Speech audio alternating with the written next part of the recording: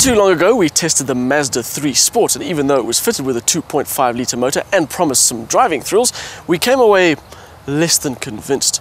So when RPM HQ told me I'd be driving the less sporty Mazda3 sedan, I was not that enthusiastic.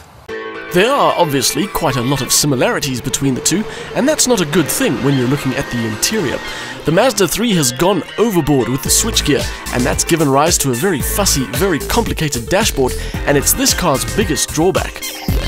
In fact, you don't even have to go as far as the dashboard to see what I mean. Just look at the steering wheel. I mean, most manufacturers have their cruise control operation contained in one switch, but Mazda have chosen to divide it into 5 switches on both sides of the steering wheel. Add to that all the other controls, and you've got a wheel that would confuse most Formula 1 drivers.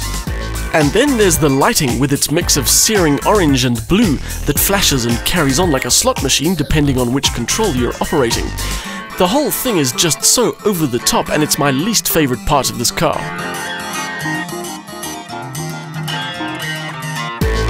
But if you keep your eyes closed, you can concentrate on what is a very comfortable interior. Included as standard, you get leather, a sunroof, Bose sound, and keyless entry.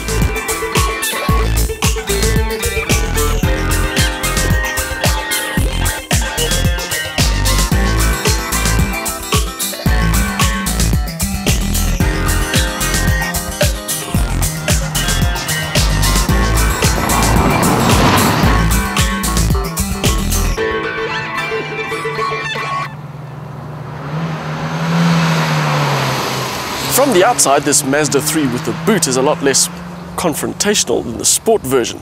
They're both very good looking cars, but the sedan is definitely the more common sense option.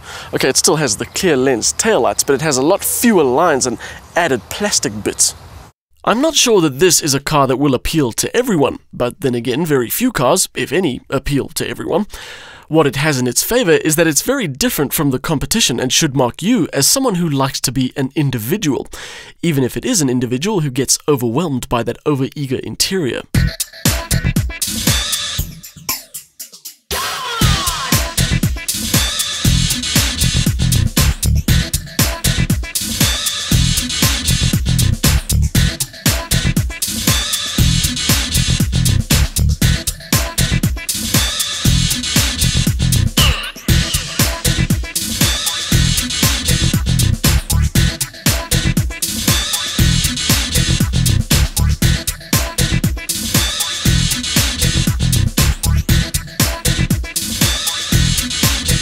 The top-of-the-line Mazda3 sedan gets a 2-litre petrol good for 110 kilowatts and 187 newton meters.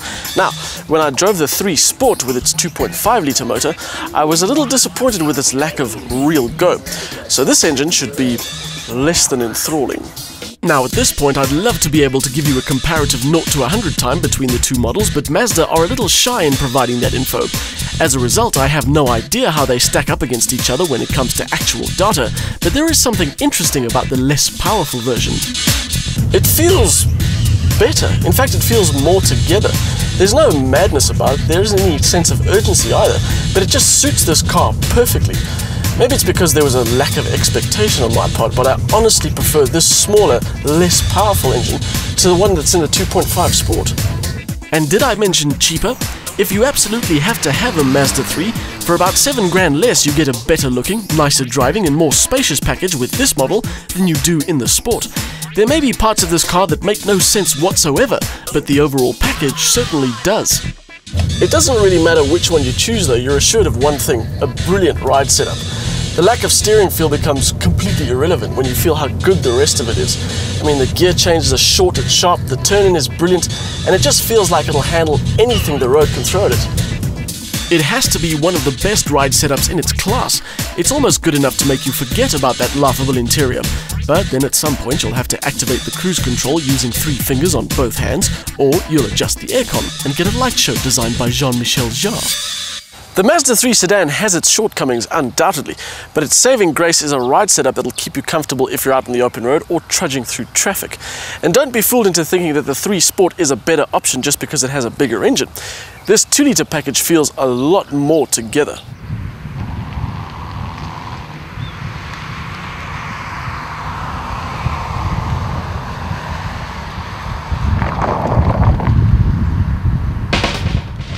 The Mazda 3 sedan packs a 2-litre 110 kilowatt motor that feels well suited to the package overall, and the comfortable ride setup adds to the good drive. The only downside is an over-designed dashboard with its cheesy flashing lights and a layout that will take some getting used to.